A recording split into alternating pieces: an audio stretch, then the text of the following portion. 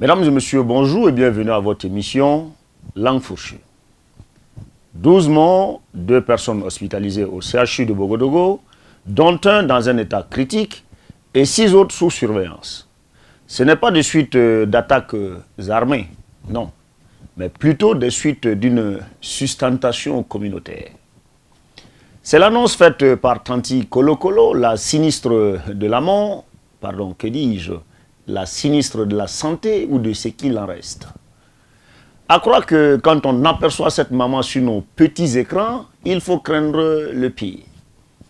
Quand ce n'est pas l'annonce du décès d'un prématuré et d'un nouveau-né dans les profondeurs de la ville de Fadangourma, qu'une bonne ambulance mettrait d'ailleurs facilement 8 heures à atteindre, c'est le message du ravage d'une nourriture censée nous aider d'ailleurs à mieux vivre, contaminée aux pesticides.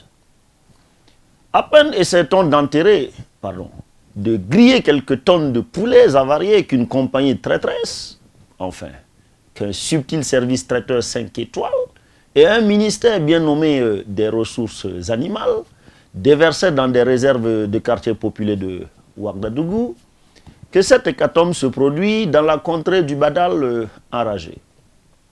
Bizarre d'ailleurs que l'on n'ait pas entendu Bado parler à cette occasion. Ou a-t-il fini lui aussi par passer de vie à trépas comme il l'avait si bien annoncé lui-même il y a quelque temps? Pas très sûr parce qu'il a la peau dure ce Dabi Kilachou. Ce n'est pas l'ex-ministre Taïrou Bari qui dira le contraire, lui sur qui la machette des ancêtres s'était abattue. Bref, avec toute la compassion que j'exprime ici aux familles des défunts et des hospitalisés, il faut croire que la politique sauvage d'importation, mais aussi le manque de contrôle et la facilité à laquelle nos populations se sont habituées depuis quelque temps, nous extermineront bien assez tôt. C'est le cas de le dire. Des aliments contaminés aux pesticides. Voilà la cause du décès de plusieurs personnes d'une même communauté.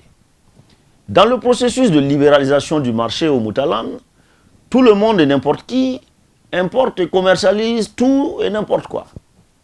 Nos populations, plus abruties que jamais par leurs digérants successifs, consomment sans modération. Mieux, elles ont tellement cédé à la facilité qu'elles ne veulent plus ou ne peuvent plus courber l'échine pour labourer leurs champs. Pas que les tracteurs du motus rocus ont remplacé leurs daba et autres charrues. Non, elles ont mieux, les herbicides. Plus besoin de se courber pour arracher de la mauvaise herbe. Un simple pshhh suffit. Rapidité, efficacité. On cultive aux pesticides, on récolte aux pesticides, on conserve aux pesticides, on consomme pesticides, et donc on meurt pesticidement.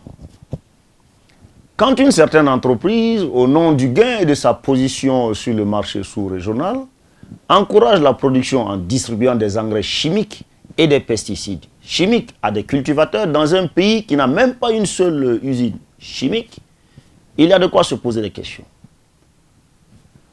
À se demander si ce pays est sur cette planète.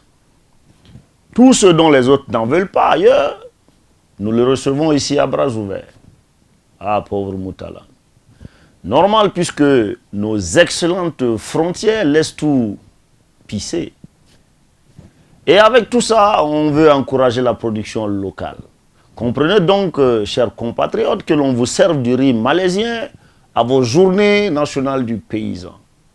C'est juste pour préserver vos voix, chers Moutalandais.